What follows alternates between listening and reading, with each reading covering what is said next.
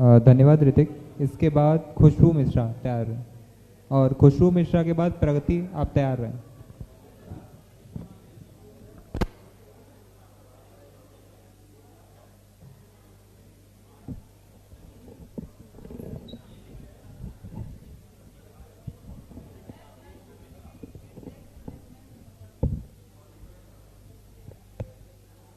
संविधान जिंदा था मगर बेड़ियों में, लोकतंत्र करहाता रहा जंजीरों में। आपातकाल का था सत्ता को अंधा घमंड, जहां चुप्पी बनी सबसे बड़ा अपराध, सबसे बड़ा दंड।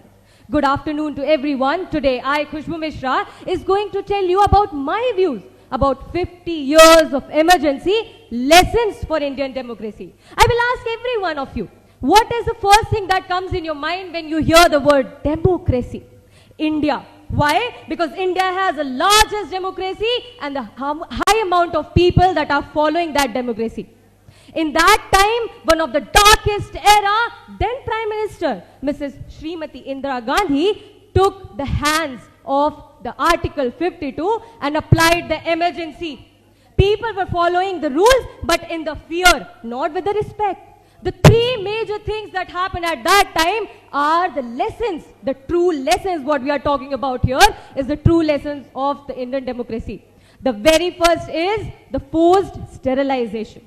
At that time, around 3.4 million people went to the forced sterilization, and they were not given even the right to have a good and free kind of medical facilities. They lost their lives, and who was responsible for that? I ask everyone, that was the government. Secondly, the press was censored. The press is called the fourth pillar of democracy, and when that is stopped, the people's voice is left unsaid.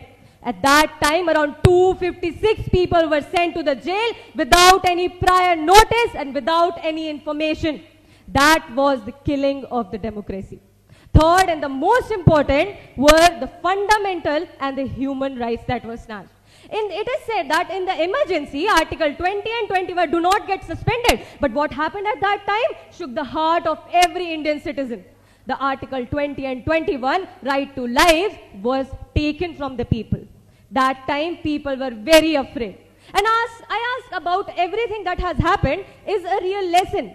But why it is a real lesson? It is a real lesson because that is now registered in the annals of history.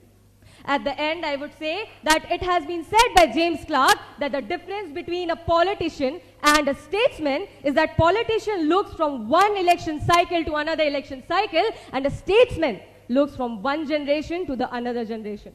And here lies the solution. I would say that if anything like this happens in the future, the only solution is the youth. Every child, every person sitting here, including me, is the solution. As the Vladimir Lenin has said that if you want to destroy the country, destroy the youth of that country. And in my personal opinion, I would say if you want to build a country, build the youth of that country.